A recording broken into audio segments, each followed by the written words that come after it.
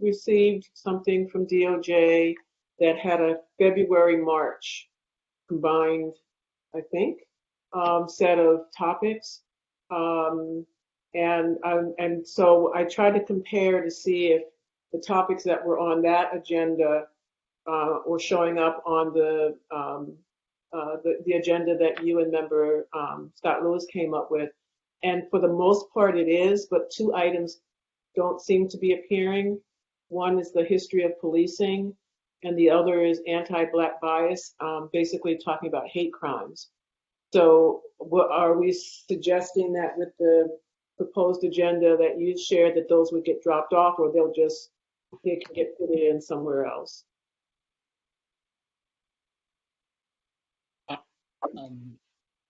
Chair Moore, I can speak to that. Yeah, sure. So the agenda, because we were developing an agenda for your consideration based on the original vote and direction of the task force from Chair Moore's original presentation, what we've labeled the potential February, March agenda in the meeting materials follows that original agenda. As the agenda stands, that would essentially become the March agenda in full as you see it, subject to your vote, and the February meeting is being added, sort of like the January meeting was added in. The February meeting is being added, or February, March, one of those meetings is being added in as an additional meeting, since we're still virtual, and the meetings aren't, it's not part of the 10 in-person meetings. So we're just adding more meetings while we're virtual. So hopefully that addresses it, but essentially what we're taking up right now are both the February and the March meetings. And so then the community of eligibility, which is on that combined February, March meeting, would move to February? Is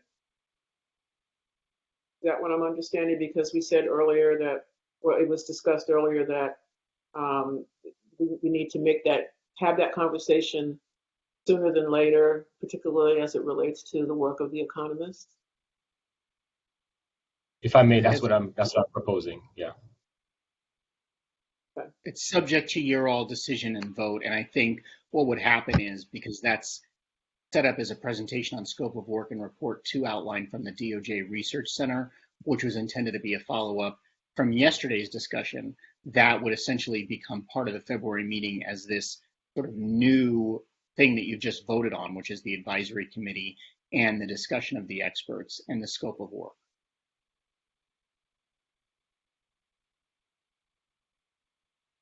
Yes. And at the March meeting, where we'll be discussing criminal legal system, war on drugs, and mass incarceration, to your point, Member Grills, I think the history of policing will be on there, and anti-Black hate crimes.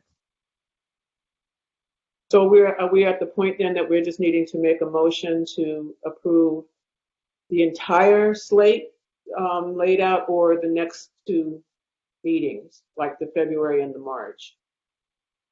That's up to the task force. I think we can do a vote to approve the next 2, and then we can come back and refine if needed, or we can just do a vote to approve the entire proposal.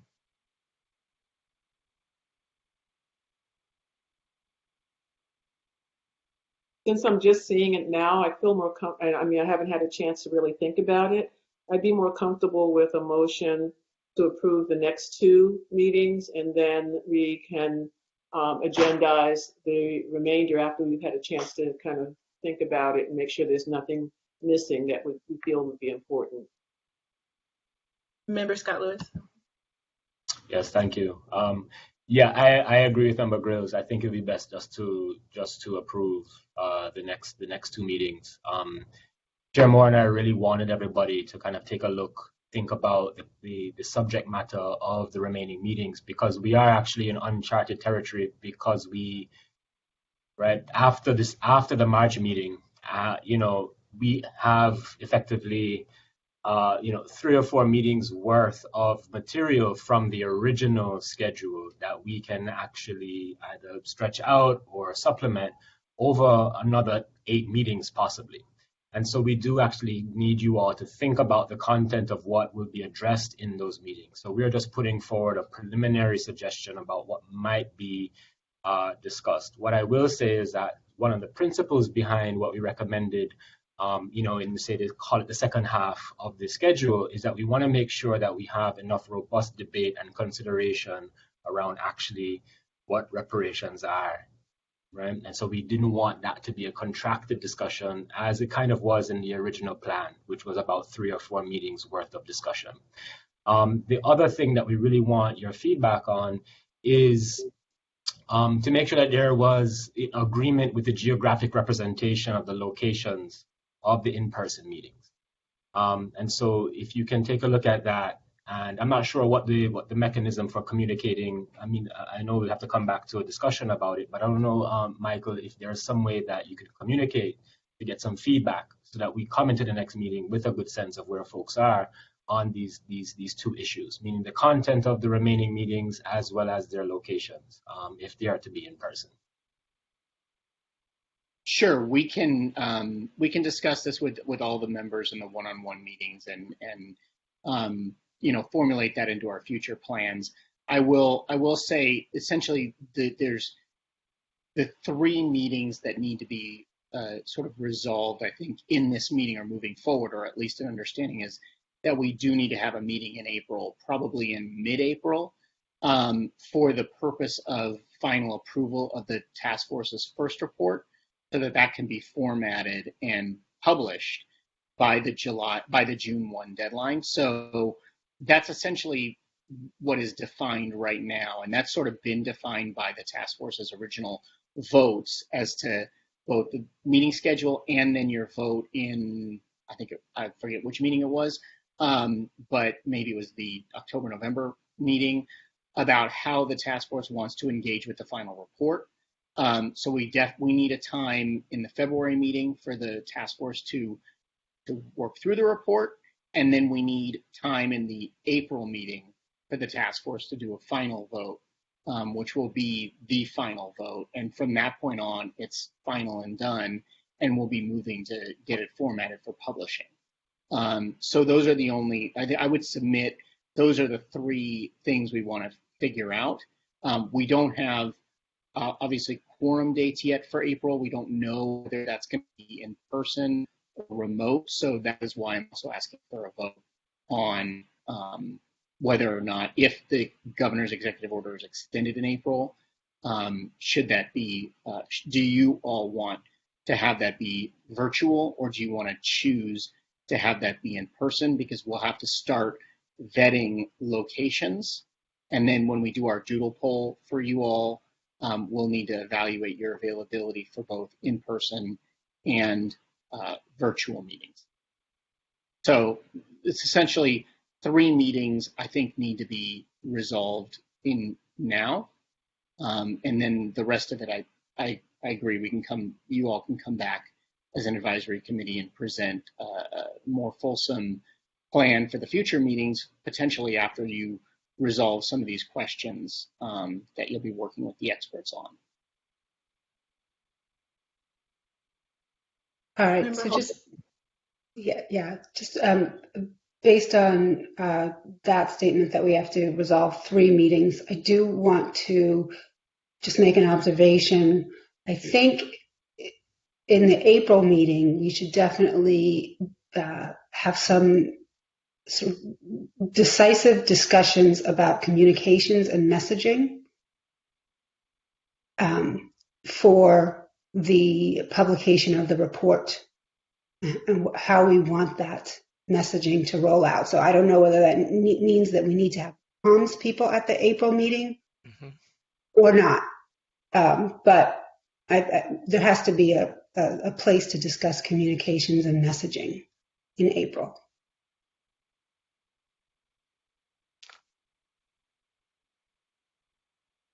Okay, great. Member Tamaki? Yeah, I was just going to say I strongly agree with that. I think that the signature deliverable, that's most tangible and immediate is the report. And I think because it's so comprehensive and in many ways, an eye opener, I would say, for most Americans by far. I think it's going to be a big deal. So it'd be great if we really, really get ready for that. And the one other thing I was going to say is, and I don't know whether we need to discuss this with the comms people in April, but we should talk about Juneteenth and whether we want to have some messaging around that date.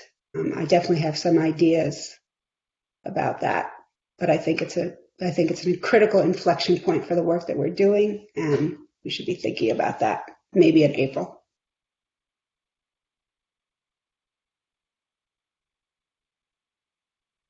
I am mindful of time. I do want to move the agenda along. And so, based on the discussion we're having, it seems as if we are going to just solidify what occurs in February, March, and April in terms of dates and topicality. And so from what I'm hearing, we want a 2-day hearing in February, in part based on Chemerinsky's availability, which is February 23rd and 24th, where we will commemorate Black History Month, finalize the question of eligibility, and of course, discuss the pending report or impending report. And then, and that will be a virtual hearing in light of the governor's executive order. And then in March, we have the quorum dates of the 28th and the 29th,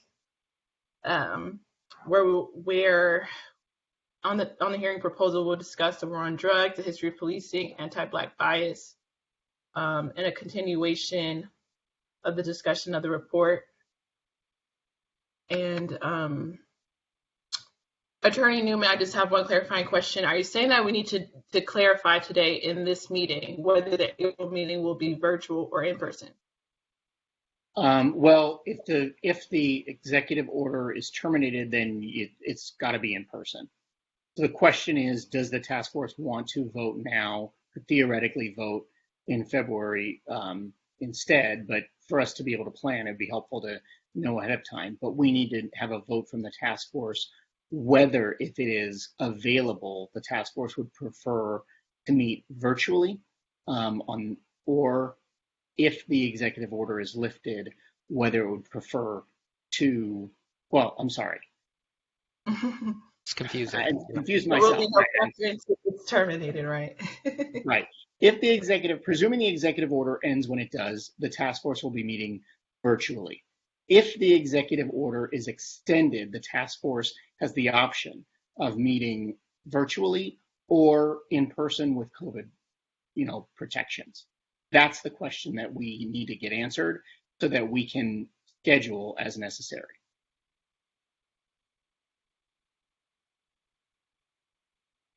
Okay. Does anyone have any strong feelings about, about if the executive order is extended, whether we would want to continue to be virtual or elect to meet in person? Member Tamaki.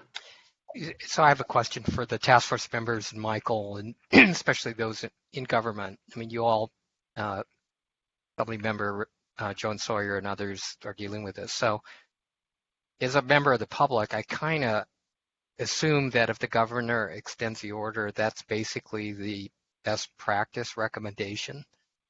And that is to say, if you can avoid indoor in-person events, that would be what most people would do. And unless I'm mistaken, and based upon that presumption, I guess my vote would be to meet, virtually. But I do want to say, if the will of the task force is to meet face to face, I'm there. But I view these governor's orders as basically here's what people should do if they have the choice. So maybe you all can clarify that for me. So when you talk about the Assembly and the Senate, and I think even the governor's office, there's a new term of art that we now use because of COVID. and what we generally say when it comes to indoor events, indoor meetings, gatherings of any kind, we will say, and I quote, out of abundance of caution, we will not meet with with people in person. We will not have fundraisers and events, because the last thing you want as a governmental agency is to have an event and then you are the super spreader event. And not only is it embarrassing, it's kind of careless, and it's when it comes to public health. That's why when the governor makes an edict based on what the medical professionals say and the public health professionals say, we almost always go with what they say.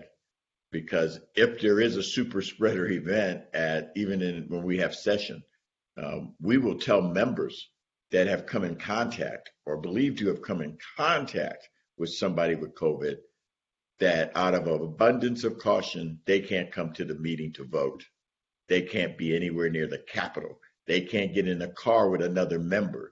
They can't get in a car with special services. You become quarantined for 5 to 10 days, depending on your situation.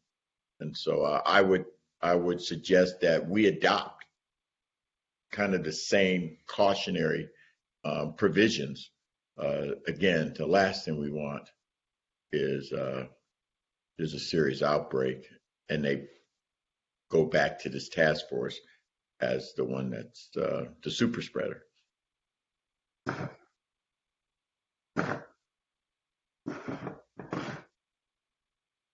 So I guess I'm saying whatever the governor says, let's follow what precautions he puts out. Member Girls. Mute. I'm sorry. Is it possible then for me to make a motion on all of this or take a stab at it? Okay. So I move that we approve the February, March, and April meetings as laid out by members Moore and Lewis, Chair Moore and Member Lewis. And with the April meeting, that it will be in person if there are no governor's orders. If there is a governor's order, that it will then be virtual. Is there a second?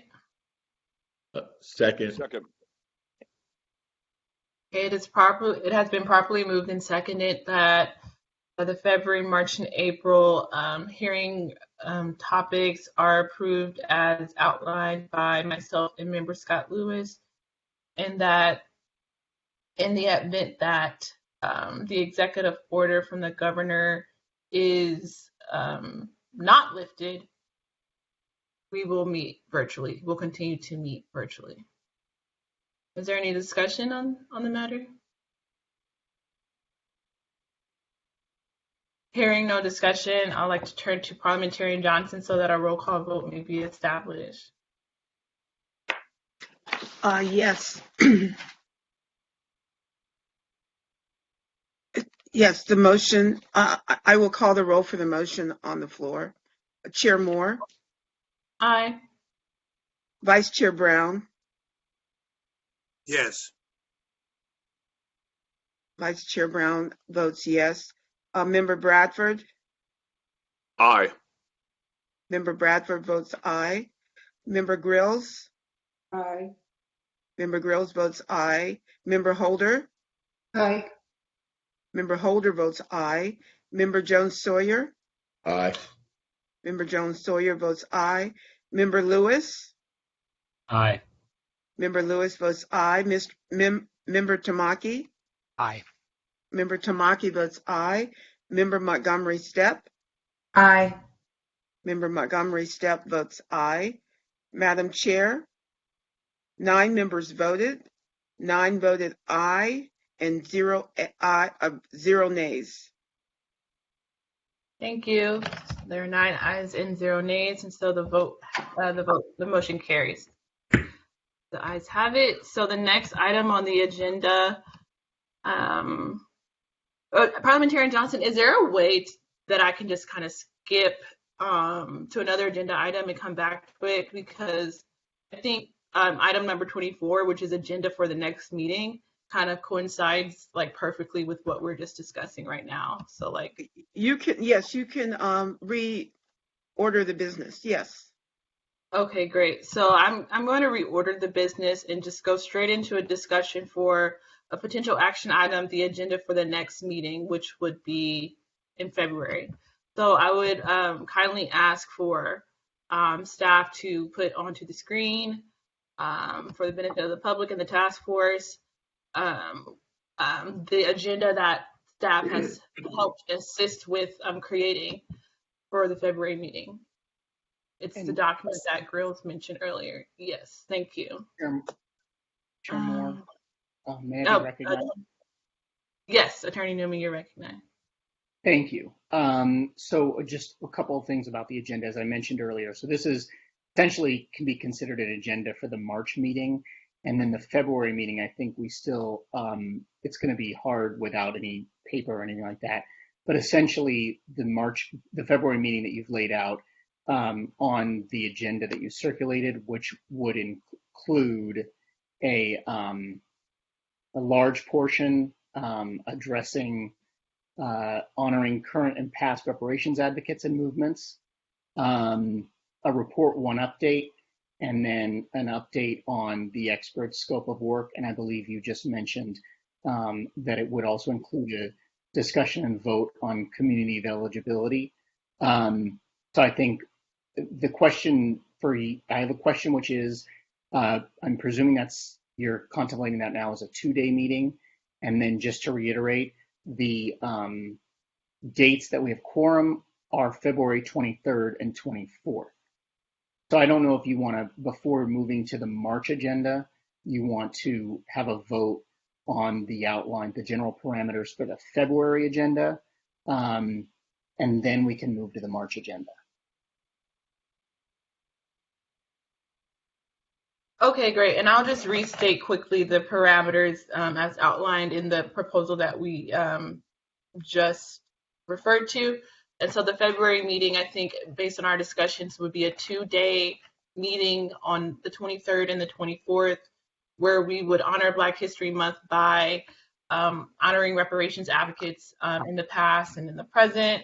We'll also have a discussion on the report in addition to having Chemerinsky speak, and then also in addition to that, having a discussion and a vote on the community of eligibility. Those are the 4 major components that would comprise of that 2-day meeting.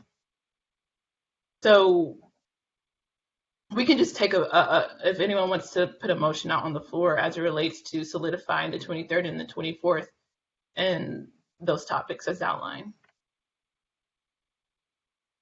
So moved. There's a second? Second. So it has been properly moved and seconded that our February meeting will occur on the 23rd and the 24th, where we will honor Black History Month, discuss Report 1, have a conversation and vote on the community of eligibility, in addition to, I believe, the economic consultant's work. Is there any discussion on the matter? Hearing no further discussion, I'll turn to Parliamentarian Johnson so that a roll call vote may be established.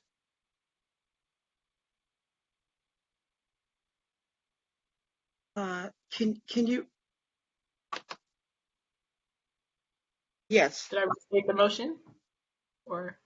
Yeah, I can't. Okay, there's a paper and it's blocking my. Oh, if folks can temporarily remove the paper for Parliamentarian Johnson's benefit, please. Thank you. Yeah, thank you. I will take the roll call vote for the motion on the floor. Chair Moore, Aye. Vice Chair Brown, Yes. Vice Chair Brown votes yes. Member Bradford, Bradford, aye. Member Bradford votes aye. Member Grills, Aye. Member Grills votes aye. Member Holder? Aye. Member Holder votes aye. Member Jones Sawyer? Aye. Member Jones Sawyer votes aye. Member Lewis? Aye. Member Lewis votes aye. Member Tamaki? Aye. Member Tamaki votes aye. Member Montgomery Steppe? Aye. Member Montgomery Steppe votes aye. Madam Chair, there are 9 members voting. There are 9 ayes and 0 nays. Thank you. There are 9 ayes and 0 nays, so the ayes have it and the motion carries. So now we'll discuss the March meeting. And so the quorum dates were March 28th, 29th, and the 30th.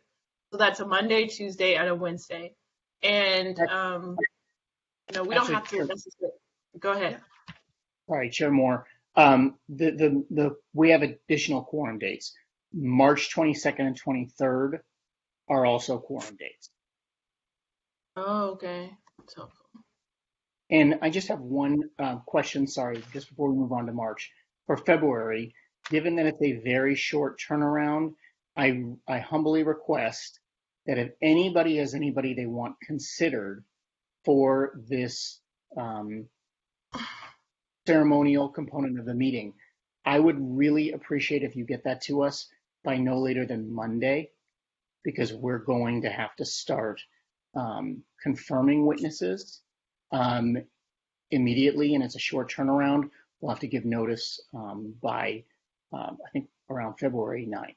So please, if you have anybody you want to be a part of that, provide us that information really no later than Monday, and we're going to need to get that all wrapped up pretty quickly. Thank you.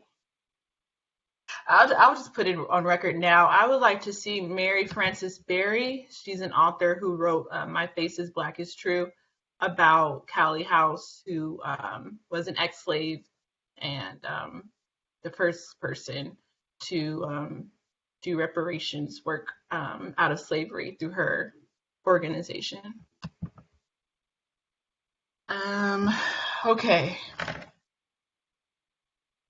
So back to March. Thank you for that. So we have initial quorum dates of the 22nd and the 23rd, along with the 28th, the 29th, and the 30th. And so we don't have to put the paper back on the screen, but essentially the March meeting would consist of a conversation on the history of policing, the criminal legal system, the war on drugs, and anti-Black bias and hate crimes.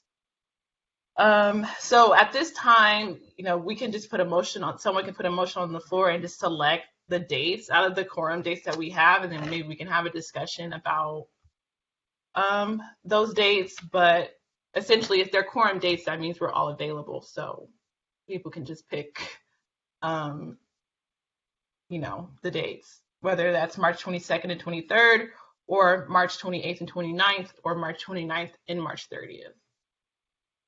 I'll put a motion. Member Holder?